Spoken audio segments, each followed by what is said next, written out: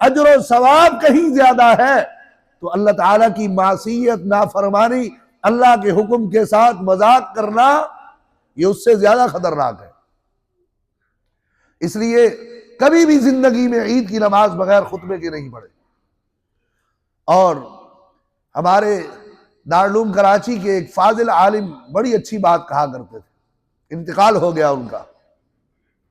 आप यहां क्यों आए हैं? ईद पढ़ने आए हैं ना भाई। ईद पढ़ के आपको मिलेगा क्या? क्या हासिल होगा? ज्यादा से ज्यादा हम ये जवाब देंगे कि हम ईद की नमाज पढ़ने आए कि अल्लाह हमें मुआफ फरमा दे। आमीन। अल्लाह हम सबको मुआफ फरमाए। ये जंग अपनी आप लड़नी पड़ती है। पता नहीं मरने के बाद कोई बख्शिश की दुआ करेगा या नहीं। खुशनसीब है वो लोग जिनको अल्लाह ने ऐसे अखलाफ दिए, ऐसे लोग दिए जो पीछे छोड़ के जा रहे हैं कि वो हाथ उठाकर उनके लिए बख्शिश की दुआ मांगते। अपने पीछे ऐसी औलाद छोड़े जिनमें यह एहसास हो और रिश्तों का लिहाज और पास हो। आज ये रुखसत हो रहा है, खानदानी निजाम तबाह हो चुका है। अपनी औलादों को दीन सिखाने की हाजत है।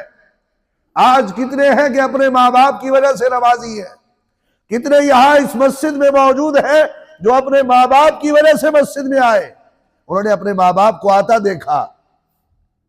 और इसीलिए नबी पाक सल्लल्लाहु अलैहि वसल्लम का फरमान है कि एक बाप और वालिद का अपनी औलाद के लिए सबसे बेहतरीन तोहफा उसकी अच्छी तरबियत और अच्छे अखलाक है। उनके लिए दौलत छोड़ के जाना, दुनिया की आसाइश के सामान और राहत की फिक्र करना, यह मुसलमान की शान नहीं है। इसलिए कि मुसलमान का ईमान है कि वो दुनिया में रहने के लिए नहीं आया, दुनिया में आया है जाने के लिए। देर से जाए सवेर से जाए। अल्लाह हम सब की औलादों को नेकी की हिदायत नसीब फरमाए। हमें और हमारी औलादों को अल्लाह ताला अपनी ताबेदारी, सुन्नत का शौक, हुजूर की मोहब्बत अदा फरमाए। बगैर मोहब्बत के इत्तिबा नसीब नहीं होती सुन्नत की।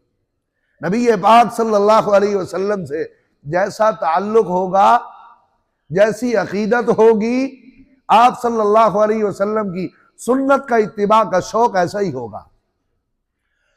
बहरहाल हमारे वो एक साथी, अल्लाह उनको गरीक रहमत फरमाए, अल्लाह की तरफ से कभी ऐसे हालात होते हैं ना, वो एक बात कहा करते थे कि लोग ईद की नमाज पढ़ने आते हैं कि हमारी बख्शिश होगी। फरमाया कि नहीं, ईद की नमाज के लिए इसलिए आओ कि तुम्हें अल्लाह इनाम नहीं देगा, तुम अल्लाह से ईदी लेने आए हो। ईदी चाहिए, ईदी। और इसका बड़ा अजीब फलसफा बयान किया करते थे। वो कहा करते थे कि इनाम बड़े लोगों का होता है, इनाम उन लोगों का होता है जिन्होंने कोई कमाई की हो, जिनका कोई कारनामा हो, उनको इनाम मिलता है। और जो अपनी मेहनत में हर एतबार से कामयाब हुए हो, इनाम उनका होता है। हमने अपने आप को अल्लाह के सामने गुनाहगार करके पेश करना है कि या अल्लाह, मैंने कोशिश जरूर की है लेकिन तेरी इबादत का हक अदा नहीं कर सका। इसमें कोई शक नहीं। और यह जुमला रिवायात हदीस में मौजूद है। अगर जनाब रसूलुल्लाह सल्लल्लाहु अलैहि वसल्लम को अपनी इबादत पर फख्र नहीं था तो मैं और आप कौन है कि अपनी इबादत पर फख्र करें और इतराए और तकब्बुर का शिकार हो कि मैंने ये किया, मैंने वो किया। मैंने जो कुछ भी किया है ये दर हकीकत इनाम और फजल है उस अल्लाह रब्बुल आलमीन का कि उनकी तौफीक के बगैर कुछ नहीं होता। चुनाचे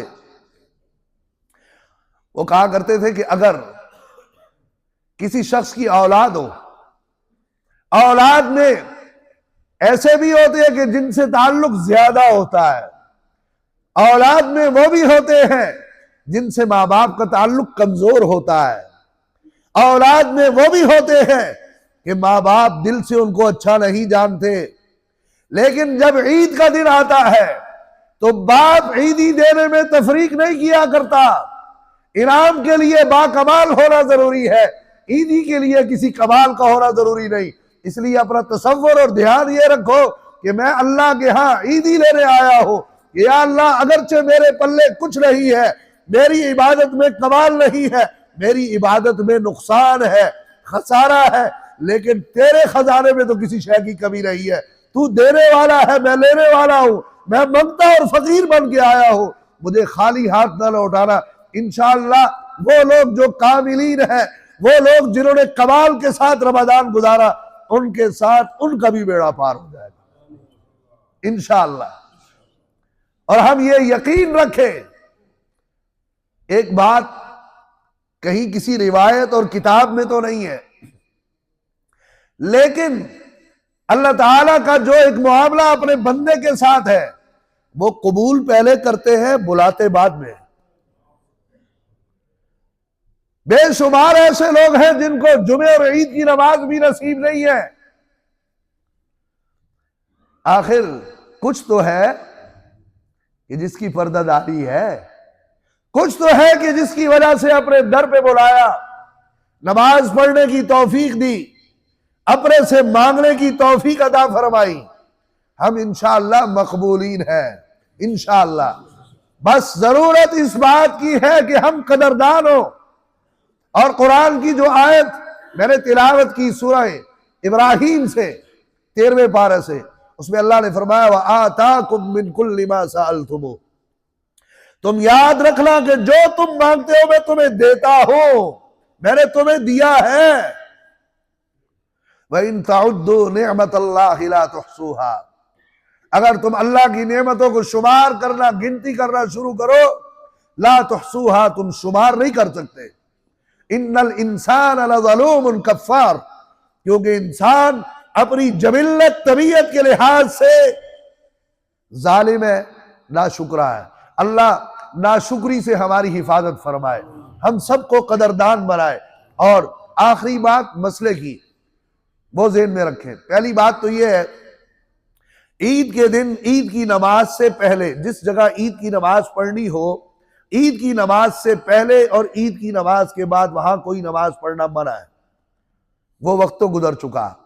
अब ईद की नमाज पढ़ने के बाद ईद पढ़ी जाए जहां, वहां पर तो नफिल नमाज नहीं पढ़ सकते, किसी और जगह जाके पढ़ सकते हैं आप। जैसे चाश्त है, इशराक का वक्त तो गुजर गया है, चाश्त का वक्त हो गया। अब कुछ देर में हम फारिग होके जाएंगे तो चाश्त का वक्त होगा।